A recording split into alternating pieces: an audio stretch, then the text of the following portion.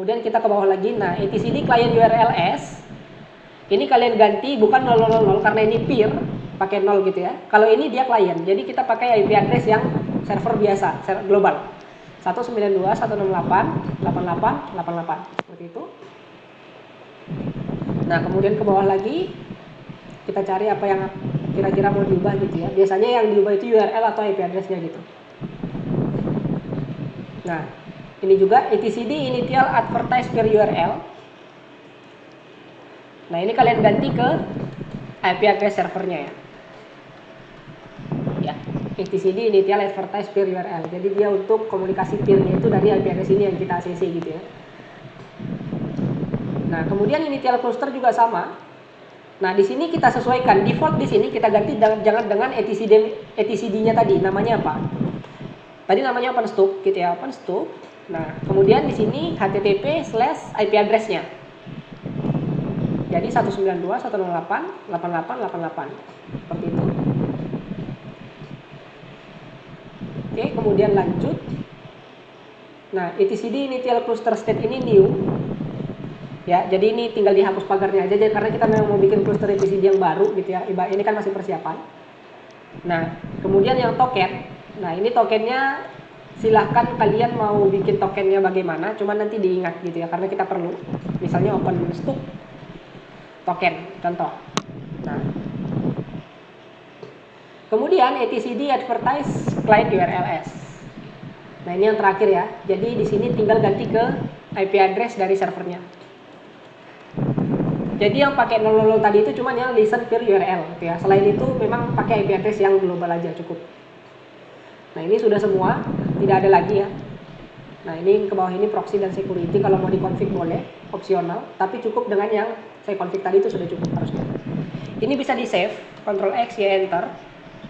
Kemudian service-nya ini kita enable supaya nanti di restart atau ketika boot gitu ya, service-nya berjalan secara otomatis gitu tanpa perlu kita start manual. Jadi sistem D enable etcd, Enter. Sistem D, sistem CTL, sorry ya, enable etcd, ya, sorry, ini salah. Kemudian service etcd restart. Nah, kita satu ulang karena config-nya kita ubah. Oke, nah sampai di situ untuk preparation. Kemudian kita lanjut ke instalasi Keystone. Ya, preparation udah selesai semua nih. Kita lanjut ke Keystone. Hal pertama yang kita lakukan adalah kita bikin dulu database-nya gitu ya. Jadi kita bikin database untuk Keystone ini dulu.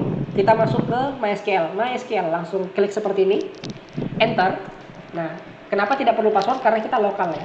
Dia kalau misalnya dari remote baru dia minta yang password. Nah, kemudian kita bikin database-nya. Create database, misalnya saya mau kasih nama IAM gitu ya. Identity Access Management gitu kan.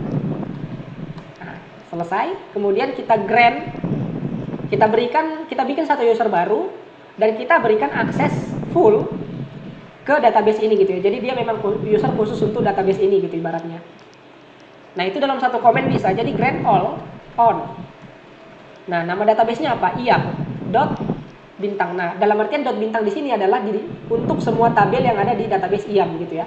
Nanti tabel apapun yang ada dia bisa untuk ada aksesnya ke situ gitu ya, baik read, write, dan ya delete, update dan sebagainya gitu ya. Kemudian to, nah nama usernya, misalnya saya mau kasih nama user IAM gitu ya, add, pertama itu localhost, jadi biar bisa terhubung ke dalamnya dirinya sendiri gitu ya.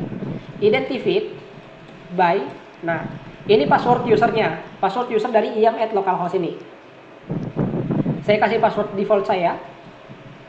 Seperti ini, enter. Nah, kemudian yang kedua komennya sama, jadi cukup tekan atas saja cukup, kemudian tekan samping. Nah, kata localhost di sini ganti ke %. Nah, ini penting supaya nanti IAM itu bisa login dari dari host mana saja. Misal kita punya OpenStack cluster ya, dalam artian lebih dari satu OS gitu, dari satu mesin, dari satu server.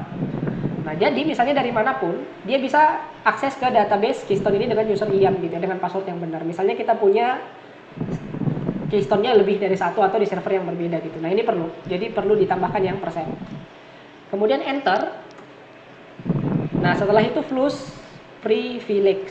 Jadi kita reload table privilege-nya karena kita nambahin permission baru dan user baru. Enter.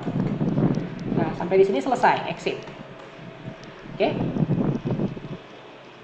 Nah, setelah itu lalu kita lakukan instalasi Keystone gitu ya. apt install Keystone. Seperti ini, -y. Nah, ini cukup. Jadi enter.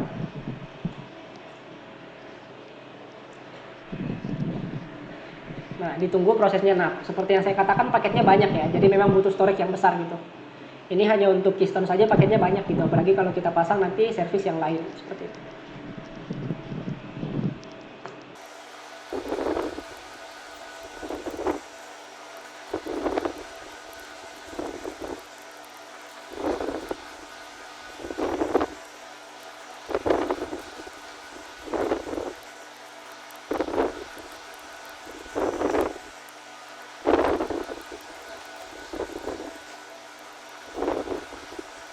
Nah, ini dia minta masukkan DVD 2, saya pakai offline repository ya. Kalau teman-teman pakai repository internet tidak akan ada minta masukkan DVD gitu. Ini saya masukkan dulu. Oke, kemudian enter. Nah, kalau ada seperti ini ya, muncul seperti ini oke saja, tekan tab gitu. Nah, kalau untuk ada yang seperti ini, ada yes no, pilih no saja karena kita akan config semuanya manual gitu ya. Kalau dia config otomatis nanti nggak bisa kita custom gitu ya. Nah, customnya ribet, kita harus update manual gitu. Mending kita create secara sesuatunya custom gitu. Nah, kemudian di sini kita configure koneksi database gitu ya dan token provider untuk Keystone.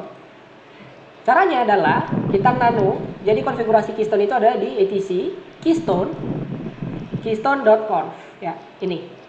Kita enter. Nah, ini filenya isinya banyak ya. Jadi ada 2205 line gitu. Caranya adalah Ctrl W, kita cari bracket kurung siku database. Seperti ini ya. Jadi daripada kita scroll ke bawah panjang gitu ya, banyak. Bisa Ctrl W, kemudian kita search database ini, bracket database, kemudian enter. Nah, dapat. Nah, di sini kita tambahkan connection-nya. Nah, di sini. Ini kan connection none gitu ya. Kita tambahkan aja yang baru, connection sama dengan MySQL plus. Nah, di sini kita menggunakan library Python MySQL tadi yang udah kita pasang di awal ya, waktu preparation PyMySQL. Kemudian kayak HTTP /// gitu ya. Kemudian username untuk database-nya tadi, username-nya IAM yang tadi saya buat. /2. Nah, password untuk user ini apa? Tadi passwordnya adalah password $, seperti itu. Kemudian add. Nah, di belakang add ini adalah database servernya itu di mana gitu. Database servernya localhost gitu, tapi di sini saya akan menggunakan hostname-nya OpenStuck. Nah, tadi kan OpenStuck sudah kita mapping di configure host gitu ya, kita mapping ke IP address-nya. Jadi nanti dia akan komunikasi ke IP address-nya itu gitu. Kemudian slash, nah nama database-nya apa yang mau digunakan gitu ya. Database yang udah kita buat tadi adalah IAM. Nah, seperti ini. Jadi MySQL plus PyMySQL yang username /2 password add host untuk database-nya, database servernya di mana. Di sini IP address juga boleh ya, atau localhost juga boleh, sama aja. Cuma di sini supaya penggunaan hostnya itu nampak gitu ya, terlihat. Slash nama database-nya gitu ya. IAM. Oke, seperti itu. Kemudian kita akan konfigurasi token provider. Ini sama, Ctrl W, kurung siku token. Nah, kita akan tambahkan di section ini ya. Nah, kalau belum dapat Ctrl W aja terus. Nah, di sini. Jadi dia yang di sini ya.